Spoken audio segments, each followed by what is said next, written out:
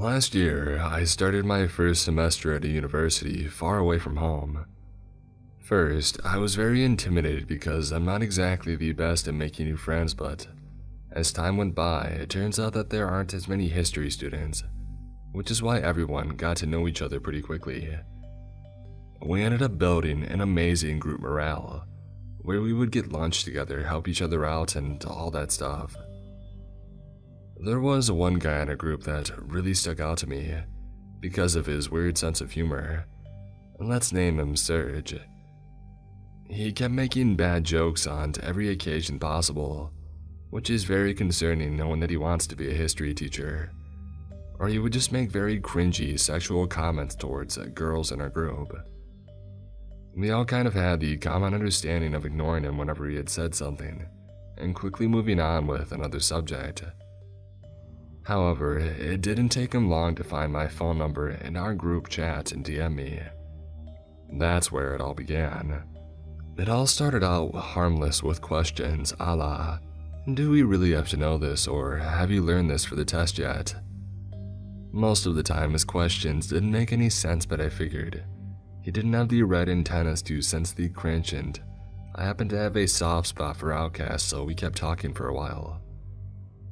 One day, I accidentally baptized my MacBook with an energy drink, and of course it had stopped working. Unfortunately, there was an assignment due that week, and I wasn't sure how to manage that without a typing device. Sure enough, Serge found out about my situation and had the glorious idea to meet up at the library where they happened to have computers. Of course, I agreed, and we set up this homework date on the coming Friday. When said Friday came around, we surely enough met up to get this thing done. I have to admit, it was almost an instant regret for me, as he wouldn't talk or do anything while I was finishing the task. Once I was done, I realized that he had written one full sentence that entire time that we were there, which was about 3 hours.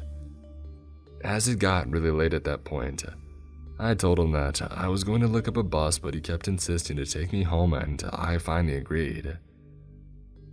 On the way to his car, he suggested that we should get drinks since it was Friday night. I told him that I wasn't feeling too well, but he could have that one beer that was left in my fridge. He shrugged his shoulders and asked why we just couldn't get vodka.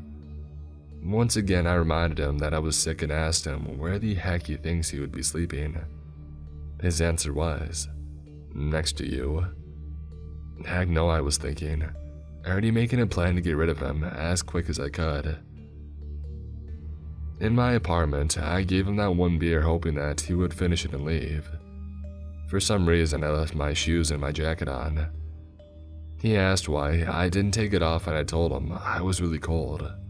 He would come closer, unzip my jacket, and say, "I know something to get you hot in no time." I jumped up and asked if he had finished his beer, not sure how to handle the situation. He proceeded to take out his notebook and turn on this weird show on Netflix, which is a cartoon about World War II. He said, "One episode, come on." I agreed despite wanting him to go and told him to leave once it was done. Of course, he took this opportunity, trying to come closer to me.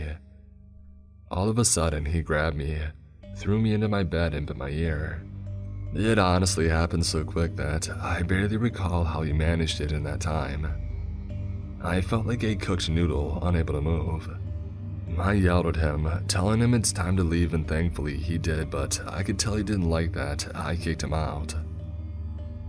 Fast forward, he would send me messages while sitting in the same classroom, asking if he could pet my kitty, even though I didn't have a cat.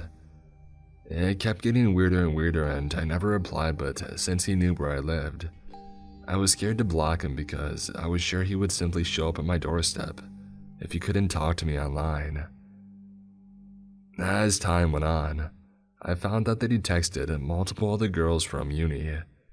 I found out because they would come up to me and say that he talked about me, telling other people that I hit on him and jumped on his lap while he was at my place. Seeing how strange he was, they surely believed me without explaining, so at least I didn't have to defend myself. One day, us girls met up to talk about Serge and how to deal with him. We all decided it was best to block him, so we got our phones out together and got it done.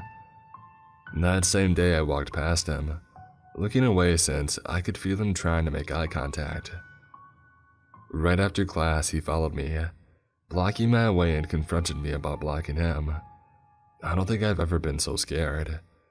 I simply couldn't speak, and I knew this guy was unpredictable. Luckily, one of my friends saw me and came over asking if there was a problem. Serge immediately brushed it off by saying he just asked me something and he booked it into the building.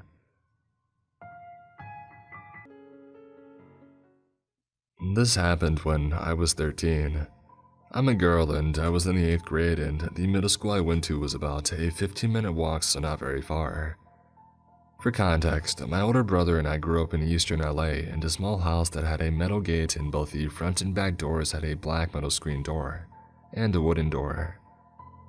During the day, we would always leave the wooden door open and have the black metal door closed and locked, except for this day. That day, I came home from school and had about an hour before anyone else would be home. I was really thirsty, so I rushed inside, grabbed a drink, and sat down at the kitchen table, which was about 10 feet away from the front door. I heard the metal gate open and was surprised, as no one should have been coming home that early. I got up to see who it was, and I saw an older man, probably in his 60s. He had short white hair and a long white beard. He was wearing an AC/DC t-shirt, torn jeans, and sunglasses. I remember thinking he looked a lot like Santa Claus, but dirty and creepy. He knocked on the metal screen door and asked if my parents were home. I was a dumb kid and said that they weren't. He got a smile on his face and said that he collected donations for needy children. I said sorry, but I didn't have any money. He said that sometimes children donated old toys. I said that I didn't have any to donate. He insisted that I must have some that I didn't want anymore.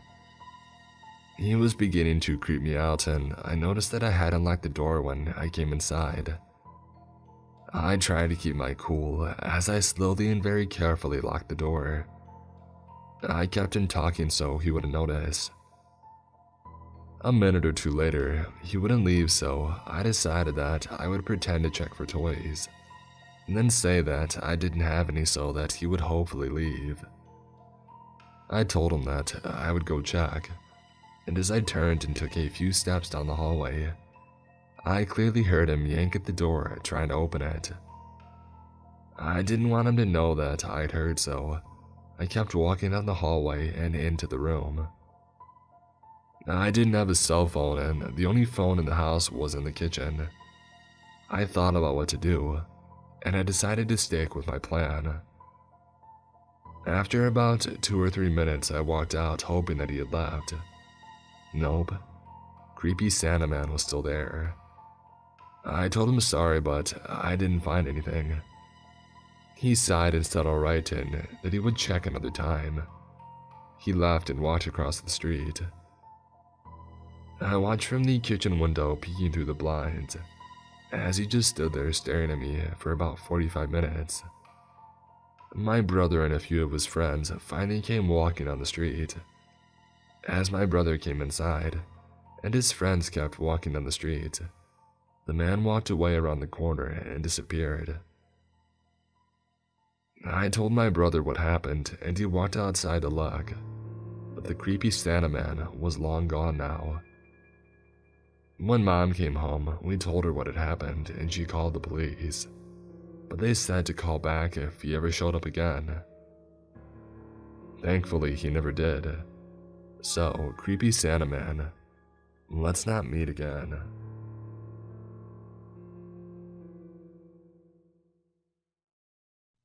Okay, so here goes. In early 2014, I was around 18 and started browsing the world of Craigslist. I responded to an ad in the personal section and started texting this woman. Now, being 18 and unfamiliar with how Craigslist worked, I didn't see any issue with meeting up at a hotel. I also didn't see anything wrong with her asking for donations. Again, 18 and stupid. I figured donation meant optional. Again, stupid I know, but just to be clear, she never gave me a price, nor did I tell her that I had money for her. So I set up a time to meet her. I left my house to head to my GED class as usual, but walked to the hotel instead. It was pouring rain and it was warm out, so by the time I got there, I was all hot and sweaty. I knocked on the room door and she was in and she answered. Her attire should have alerted me, but let's say it again. 18 and stupid. She invited me in and I asked to use the shower quick. So I got undressed in the bathroom and hopped in the shower. She started taking off her top and I told her, that's okay, I won't be long. So she goes and waits in the bed, watching TV. I get out of the shower and wrap a towel around my waist. I came out of the bathroom, wet as a dog, looked at her and asked if she was ready. She sprawled out on the bed and says, donations are due up front. At this point, all the red flags that should have gone off did as I realized the situation I was in. My face dropped as I faced the TV. I nervously told her that I didn't have any money. And she got up and started yelling at me and threw my clothes and a bag at me. I got dressed and actually apologized for wasting her time. So I leave her room and start heading back to my GED class. Before I was out of the parking lot, a guy in a green punch bug calls me over to him. I tried to ignore him and walk past until he shouts to get my attention. So I walk up to the driver's side of this guy's car and he starts talking to me. Now, this guy looked sketchy and I just figured he was the woman's pimp. So he's talking to me with his left arm up on his door and his right arm down at his side, holding a freaking pistol. At this point, I'm almost certain that I'm going to get shot. He says to me, so why would you come here knowing that you don't have any money? I explained as calmly as I could that I wasn't aware of the situation. This guy pulls his arm up a little to show me his gun and he says, I have messages between you and her saying that you had money for her. Now, like I said earlier, I never told this woman that I had any money. So this guy decides to lower his gun and says to me, you're lucky you came to one of my girls. All the girls would have stabbed you with a broken pipe. I see you're pretty young, so I'll let you off with a warning this time. He then motioned me to be on my way. But you bet your butt I kept looking back to make sure I wasn't about to be shot from behind. Obviously, I never met up with anybody from Craigslist ever again. I really love Craigslist. I would estimate that I met maybe 300 people for buying or selling stuff, and for the most part, everyone was nice and harmless. However, I did run into 2 creeps who made me rethink meeting strangers alone to sell stuff. FYI, I was in my early 20s and a female at the time. First guy, it's 2009 and I'm staying with my parents for the Christmas holidays in a small town in Florida. I'm going through my childhood room and cleaning out the closet, and find a giant CD holder full of maybe 100 really crappy CDs, like Nickelback, Aqua, Chumbawamba. It's the 21st century, no one uses CDs anymore. So I figured that I'll try to sell these CDs on Craigslist.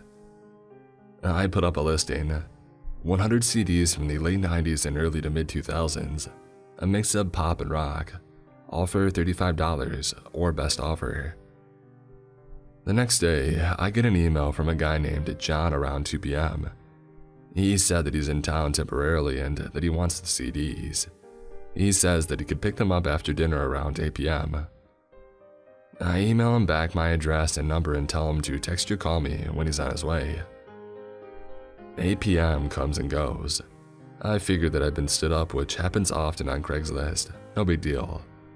My dad works for a liquor distribution company and would often do demonstration nights at restaurants and bars, and he would come home at the bar's closing time. This night, he gets home at around 3 a.m. I'm in college and a total night owl, so I'm still up probably eating junk food, surfing the web, and watching some horror movies. I hear a car pull up, look out the window, and I see him sitting in his car eating food. He often stops at Taco Bell on his way home and eats in his car, so Mom doesn't know that he's cheating on his diet. Maybe 10 minutes later, my dad comes in and shouts my name. "Hey, there's someone here to see you. Can you please tell me why a strange man is showing up at our house at 3 a.m.? Huh? I go downstairs and my dad says some guy pulled up in the driveway and asked for me by name. I walk outside with my dad, and this guy who's in his maybe mid-30s gets out of his car. He said that he's the Craigslist guy that wanted to buy the CDs. My dad goes back into the house and I tell the guy it's really late for him to be stopping by, especially without texting first. However, since I'm awake, I go and grab the CDs. He then proceeds to drone on and on about why he's buying the CDs. He said that he's engaged to a woman that he loves very much and all he wants to do is make her happy. He said that last week, someone broke into her car and stole all of her CDs. She was really upset and he wanted to make it up for her.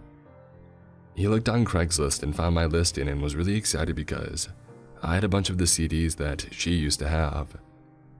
The weird thing is, I didn't list any of the artists or bands because I was lazy, but I didn't think about that at the time. Anyway, he said that he was getting it for her as a Christmas surprise.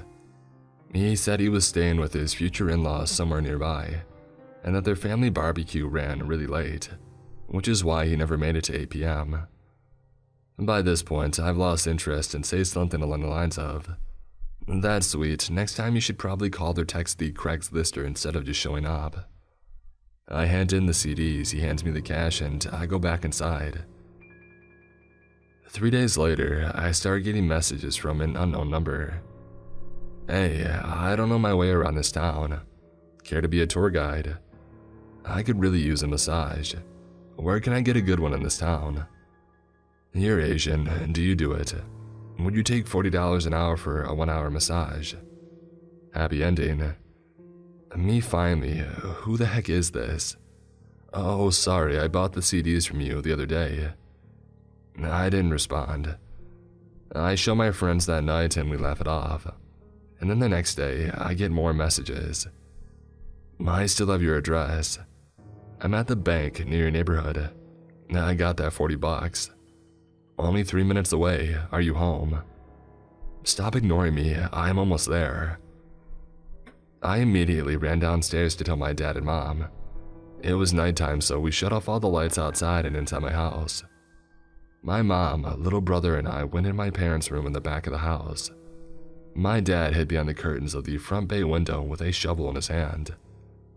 A few minutes later, I heard him run down the front hallway, fling the front door open and run outside. I heard some faint shouting, so we all walked out of the bathroom. By that time, my dad came back in with his shovel, his face red and his hair all disheveled. Apparently, the guy came driving down our street really slowly. My dad had recognized the car and went running outside with a shovel, yelling obscenities at the guy. The guy peeled off and never came back or texted me again. The second guy. I was moving from Florida to DC and was going to load up my car as much as I could with some stuff. However, I lived on the 3rd floor plus a bit of a walk from my assigned parking spot, so I figured that I could use some help. I posted an ad on Craigslist. I said I was looking for someone to help me load some heavy items, like a TV, a desk, etc., into my car. Less than an hour's worth of work and I would pay $45 or whatever. I give the very first responder my number and address and he shows up. He was probably 5'8" and 350, and the sweat and smell coming off this guy in the Florida heat was nauseating, but I didn't care as long as he did the job right. While he was carting away the heavy stuff, I was loading lighter things. Whenever I would go upstairs to grab another load, he would hurry after me so he could walk up the stairs behind me. I had the door propped open so he didn't have to worry about me needing to unlock the door for him or anything. And then he would follow me up the stairs and he would make these weird grunting noises, but I assumed it was because he was out of shape. Eventually, everything's loaded properly, save for some sweat smears on my stuff. I pay him and he drives off. I go back in my place to finish loading and cleaning. I go out maybe 45 minutes later to put out another load into my car, and I see his truck in the back parked across the street from mine. He's sitting in the driver's seat looking at me. When he sees me notice him, he looks away. I walk over to his window and knock. He rolls it down and I ask if he needs any help or if he was lost. I was really confused as to why he had come back, and I knew that he didn't live near me. He didn't say anything, just rolled his window back up and drove off. Whatever. Of course, 5 minutes later, my phone starts blowing up. I don't recognize the number, so I don't answer the calls. And then the text messages start rolling in. What are you up to tonight? I can come back over. I get this sinking feeling it's the Craigslist guy again. He had never called me about the job when I gave him my number, so I didn't know what his number was. And then I realized he was looking at my dress the whole time when I was walking up the stairs. I immediately felt like a total idiot for wearing a dress that day. He then started dialing my number over and over again. I didn't know how to do the block number thing through Sprint, so I just turned my phone off. Later, I was with my guy friend grabbing a bite to eat and turning my phone back on. And I got another text from the guy saying something that I probably shouldn't say on here. I showed the text to my friend and I told him the story. The Craigslist creep then proceeds to start blowing up my phone again, so my friend answers and tells him to stop trying to contact me. I moved away the next day, so I never had to worry about him randomly showing up in his truck again. Since then, I bought and sold stuff on Craigslist, but I always make sure people meet me at a public address.